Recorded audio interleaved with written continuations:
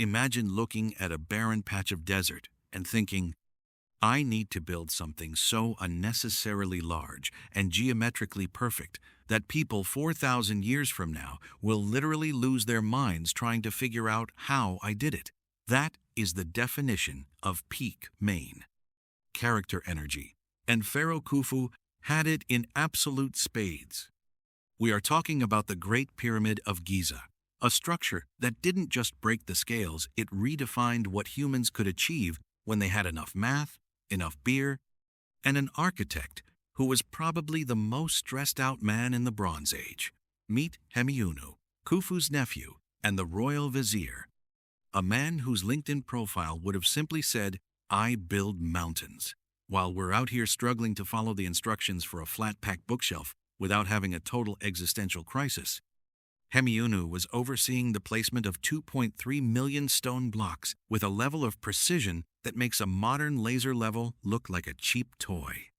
And let's get one thing straight, before the comment section descends into a chaotic debate about starseeds and portals. The aliens built it theory is a massive glowing L for human history.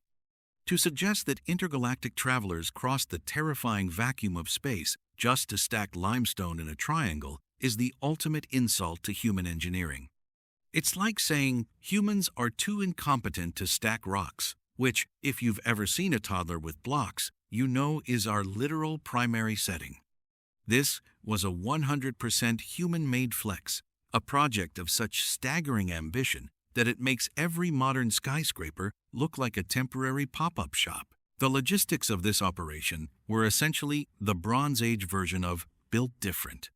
We are talking about an era that hadn't even invented the wheel yet. Think about that for a second. No trucks, no cranes, no pulleys, just sheer grit and a very sophisticated understanding of physics. The workforce wasn't a miserable mass of slaves being whipped by Hollywood villains. That's a tired trope that has been thoroughly debunked by actual archaeology, and it's honestly time we move past it. Instead, the pyramid was built by a specialized, highly motivated labor force of about 20,000 people who were basically treated like elite athletes.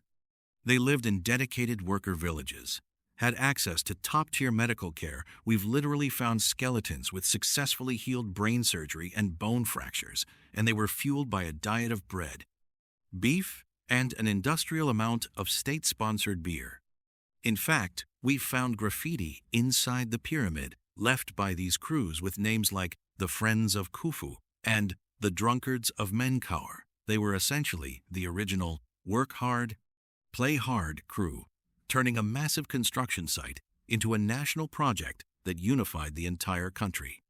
They weren't just building a tomb, they were building the very identity of a civilization, and they were doing it with a level of precision that makes your phone's GPS look like it's just taking a wild guess. Let's talk about that precision, because it is genuinely terrifying. The Great Pyramid is aligned to true north within 3/60ths of a degree. To put that in perspective, modern architects with lasers, satellite imagery, and high-end software still struggle to hit that kind of accuracy. The base of the pyramid is level to within less than an inch across 13 acres of rugged terrain. How did Hemiunu and his team achieve this without a single computer? They likely used water-filled trenches to create a perfect level and tracked the stars with such obsessive detail that they turned the Giza Plateau into a giant stone computer. They were playing the long game. Every block, some weighing as much as a luxury SUV, and others, like the granite beams in the King's Chamber weighing 80 tons, had to be quarried, shaped, and transported. Those 80-ton granite slabs were brought from Aswan, which is 500 miles away. They didn't have a highway. They had the Nile. They waited for the annual flood, loaded these massive stones onto specially designed barges, and sailed them up the river like it was the world's slowest and most high-stakes delivery service. If you think your Amazon package being delayed is a tragedy, imagine your 80-ton ceiling slab sinking into the Nile mud because someone forgot to check the displacement math. That is a skill issue you simply do not recover from. Once the stones arrived at the site, the real nightmare began. Since the wheel wasn't an option, they used massive wooden sleds. By wetting the sand in front of the sled, they could reduce friction by half, essentially turning the desert into a slip and slide for multi-ton limestone blocks.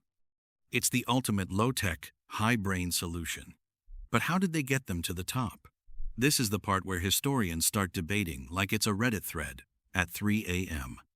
Whether they used a massive straight ramp, a zigzagging ramp, or an internal spiral ramp, the sheer volume of material is mind-boggling. They were moving a block into place every few minutes, 10 hours a day for 20 years. That's a level of project management that would make a modern CEO weep. Hemiunu was essentially managing the world's most complex supply chain, using nothing but papyrus scrolls and sheer audacity. He had to coordinate the quarrying, the transport, the feeding of the workers, and the precise architectural alignment all at the same time without a single spreadsheet in sight. It was the ultimate trust the process moment in human history, and they nailed it. But the Great Pyramid wasn't just a pile of rocks. It was a masterpiece of internal engineering that feels like a riddle wrapped in an enigma. Inside, you have the Grand Gallery, a soaring, corbelled hallway that looks like something out of a sci-fi movie leading to the king's chamber.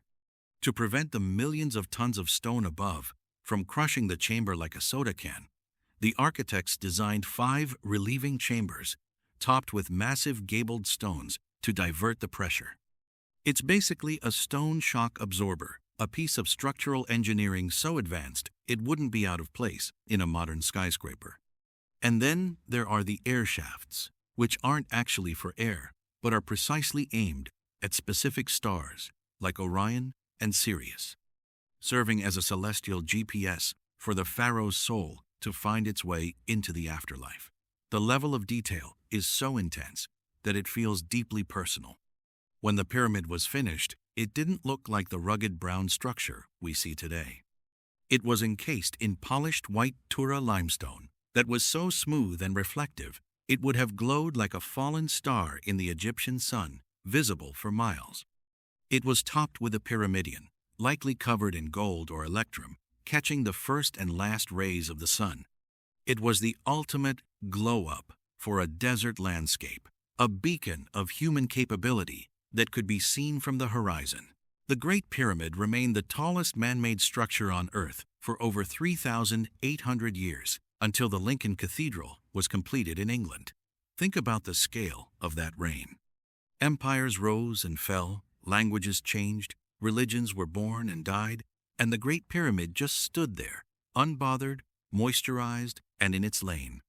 It's the ultimate reminder that while our modern technology is impressive, it's often fragile and temporary. We build for the next fiscal quarter. The Egyptians built for eternity. They understood that stone is the only medium that truly lasts, and they used it to write a message to the future that we are still trying to fully decode. When you look at those stones, you're not just looking at a tomb. You're looking at the result of 20 years of radical human cooperation, mathematical genius, and a collective refusal to accept the impossible. Hemiunu and his architects weren't just building for Khufu. They were proving that humans, when focused and fueled by enough ambition, can basically challenge the laws of physics and win. There is a profound meaning in the silence of Giza. It tells us that our ancestors weren't primitive or simple. They were us, just with different tools and a lot more patience. They didn't have the internet to argue about how they were doing it. They just did it. They took the raw materials of the earth and turned them into a statement of existence that refuses to be silenced by the shifting sands of time. So, the next time you see a theory about ancient aliens on your feed, just remember the 20,000 Egyptian workers who spent their lives hauling limestone in the sun. They didn't do it for the gram. They did it to prove that they were here, that they were brilliant, and that they were built to last. The Great Pyramid isn't a mystery to be solved. It's a standard to be met. It stands as a silent, golden-hued challenge to every generation that follows, asking us, we did this with copper chisels and wooden sleds. What are you doing with everything you have? It is the stone-cold truth of human potential, standing tall against the horizon, forever winning the world's longest game of staring contest, with time itself. And it doesn't look like it's going to blink anytime soon. It is a reminder that while the architects are long gone, their vision remains rent-free in our collective consciousness, proving that if you build something well enough, you never truly die.